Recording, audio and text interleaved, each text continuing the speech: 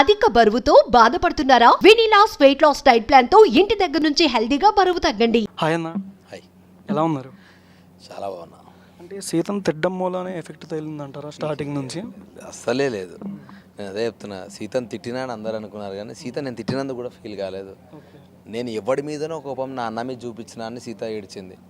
నేను కూడా అది నా చెల్లె పాపం అదేదో అన్నది, నేను కూడా అనవసరంగా అరిచినా అని నేను ఫీల్ అయినా. నెక్స్ట్ డే ఇద్దరం కలిసినాం, మాట్లాడుకున్నాం. చూసిరుగా నేను పోతుంటే ఎంత దారుణంగా ఏడ్చిందో. నీకు రాఖీ కడతా అన్నయ్య అని కూడా చెప్పింది. అది నా సొంత చెల్లె లాంటిదే. సో డెఫినెట్గా అది కానే కాదు. ఒకవేళ అది వాళ్ళు అనుకున్నా ఇంకా దాన్ని నేనేం చేయలేను. బట్ మా ఇద్దరి మధ్యలో చాలా మంచి అన్న చెల్లెళ్ళ బాండింగ్ ఏర్పడ్డది. అంటే ఎక్స్ దగ్గరే బాగా అందరికీ గొడవైందని కూడా అంటున్నారు, తీసుకొని మీరు ఇవ్వడం మూలనే. నేను ఇవ్వలేదు తీసుకొని. మేము ఫస్ట్ డే ఎగ్స్ చాలా ఫిజికల్ వైలెన్స్ వెళ్తూ ఉన్నది. ఆ రోజు మణికంఠ ఫిజికల్లీ ఘోరంగా హర్ట్ అయ్యిండు.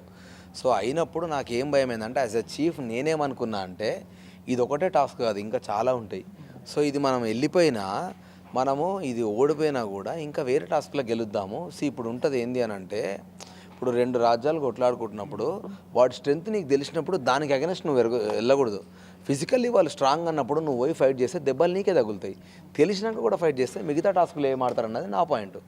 ఎందుకంటే ఆ పాయింట్ కూడా వాళ్ళే చేసిర్రు. ఏమన్నారు, ఇది బెలూన్ టాస్క్ ఆడినప్పుడు అదైతే పెద్ద జోక్ ఆఫ్ ద డికేడ్ అనిపించింది నాకు.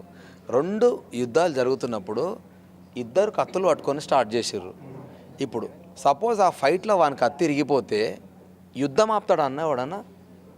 నీ కత్తి ఇరిగిపోయిందంటే నీ మిస్టేక్, నువ్వు ఇంకో వెపన్ రెడీ చేసుకొని పెట్టుకోవాలి. నువ్వు యుద్ధం ఆపి మళ్ళీ వాడు కత్తిచ్చి స్టార్ట్ చేస్తారా? లేదు కదన్నా. అంటే మీకు బాగా ఇంజూర్ అయిందని కూడా విన్నాం. నాకేం ఇంజూర్ కాలేదు, పెయిన్ కాలేదు. అది ఎగ్ టాస్క్లా పృథ్వీ నన్ను హోల్డ్ చేసిండు. ఒకటే ఎగ్గు పట్టుకున్నా, మళ్ళీ నేను 10-20 ఎగ్గులు కూడా కాదు. వాడు డైరెక్ట్ టార్గెట్ ఫస్ట్ అభయ్గా ఆపాలనే అనుకున్నాడు. సో ఫస్ట్ నన్ను గట్టిగా ఆపినప్పుడు వాడు స్ట్రెంత్ చాలా ఎక్కువ వాడిది. సో గట్టిగా పుష్ చేసినప్పుడు ఫస్ట్ కన్నుకు కూర్చుండి ఇట్లా, అరే కన్నుకు దెబ్బ తగులుతుందిరా అని అంటే షోల్డర్ గట్టిగా పట్టుకున్నాడు. మీద కాలేసినప్పుడు నాకు ఇక్కడ దెబ్బ తాకినప్పుడు నన్ను కాపాడడానికి ఆదిత్య అన్న వచ్చిండు. కానీ వాడు బయటకు ఏం చెప్పిండు, నా ఒక్కరి మీద మీరు ఇద్దరు పడ్డారని చెప్పిండు. వాడు నన్ను గట్టిగా పట్టుకుంటామంటే నన్ను కాపాడడానికి ఆదిత్య అన్న వస్తే నా మీద మీరు ఇద్దరు వచ్చిర్రు అని అన్నాడు.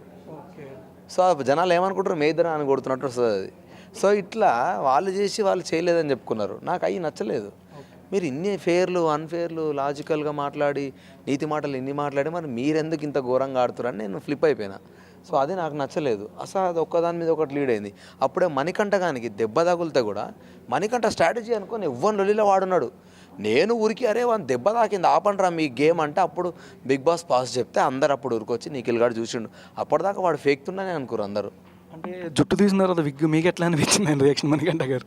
ఏమనిపించలే, నేను షాక్ అయినా. ఎందుకంటే అది విగ్ లాగా నాకు ఎప్పుడు అనిపించలే. బట్ చాలా నీట్గా బాడీ భలే మెయింటైన్ చేస్తాడు. ఫస్ట్ నీట్గా హెయిర్ చేసుకుని అమ్మ అది చూసి నేను ఇంకా స్ట్రక్ అయినా. నేను నాకు అది నెత్తి పట్టుకుంటే కూడా విగ్ క్లిప్స్ ఉన్నాయి కదా, అవి కుచ్చుకున్నాయేమో అని భయమైంది నాకు. వాడు ఇట్లుండి అంటే నేను పోతుండా ఏంది ఏదో గలీజ్ అయ్యేటట్టున్నది అని నాకు భయమైంది. సో దానివల్ల ఇంకెక్కువ భయమైంది నాకు. నిఖిల్ సోనియా ఏంటంటే స్టార్టింగ్ గొడవ పడ్డారు, మళ్ళీ ఎందుకు ఇట్లా అంటారు. 2 వీక్స్ మీరు కూడా డల్ అయ్యారు గేమ్ పరంగా కంటెంట్. 2 వీక్స్ ఏం డల్ కాలేనా? నేను అన్ని గేమ్లు ఆడినా, ఓన్లీ ఎగ్ టాస్క్ ఒక్కటే గివ్ అప్ ఇచ్చిన. నేను ఏ టాస్క్లో డల్ అవ్వలే. నేను ఎగ్ టాస్క్ ఒక్కటే నేను గివ్ అప్ ఇచ్చిన, ఎందుకంటే ఫిజికల్ డ్యామేజ్ ఎక్కువ అవుతుందని నాకు అనిపించింది కాబట్టి. మిగతా అన్ని టాస్క్లో నేను 100% ఎఫర్ట్స్ పెట్టినా. ఎవరు కన్నింగ్ మెంటాలిటీ అంటే ఎవరు పేరు చెప్తారు? కన్నింగ్ అని కాదు కానీ ఇంకా స్టిల్ 2 ఫేస్డ్ అనిపించింది మాత్రం నాకు మనీ అండ్ విష్ణు అనిపిస్తున్నారు. And to some extent Sonia game కంటే ఎక్కువ మాటలతోటే ఆడుతుంది, గేమ్ ఆడాలని అనిపిస్తుంది నాకు. బిగ్ బాస్కి వెళ్ళిన తర్వాత ఎట్లా అనిపిస్తుంది, వెళ్ళి వచ్చిన తర్వాత మీకు ఎట్లా అనిపిస్తుంది?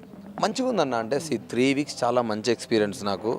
What ever good or bad తిట్టుకుంటారా పెట్టుకుంటారా పక్కన పెడితే ఇంతమంది జనాలు అట్లీస్ట్ నన్ను గుర్తుపడుతున్నారు. I'm very happy. కాకపోతే నన్ను బాగా ఇష్టపడలు నేను జల్దీ రావడం వాళ్ళకి నచ్చక అది కూడా అవుట్ ఆఫ్ లవ్వే తిడుతున్నారు. బట్ అది కూడా నేను పాజిటివ్గానే తీసుకుంటున్నా. అరే దానికి చాలా రీజన్స్ ఉన్నాయి, సో నేను మీకు ఇప్పుడు చెప్పలేను. బట్ ఓకే, బట్ స్టిల్ నాకు మళ్ళీ ఆపర్చునిటీ వచ్చినా నేను మంచిగా ఆడతా. అది కాకపోయినా సినిమాల త్రూ అయినా నేను వాళ్ళని ఎంటర్టైన్ చేస్తాను డెఫినెట్గా. Wild card entry compulsory expect చేయొచ్చా? వస్తే అయితే వెళ్తా 100%. కానీ ఎక్స్పెక్టేషన్ మన చేతిలో లేదు. ఎందుకనంటే అది వాళ్ళ స్ట్రాటజీ, వాళ్ళ గేమ్, వాళ్ళ ఇష్టం. సో వాళ్ళు ఈడొద్దు అని అనుకుంటే ఇంకా మనం ఏం చేయలేం. బట్ వస్తే మాత్రం నేను డెఫినెట్గా నేను రాను అట్లేం లేదు. నాకు ఎవ్రీ ఆపర్చునిటీ మనం ఎంత యూటిలైజ్ చేసుకుంటాం అన్నది ఉంటుంది. Thank you so much. Suman టీవీలో మీ పర్సనల్ అండ్ బిజినెస్ ప్రమోషన్స్ కోసం కింది నెంబర్కి కాంటాక్ట్ చేయండి.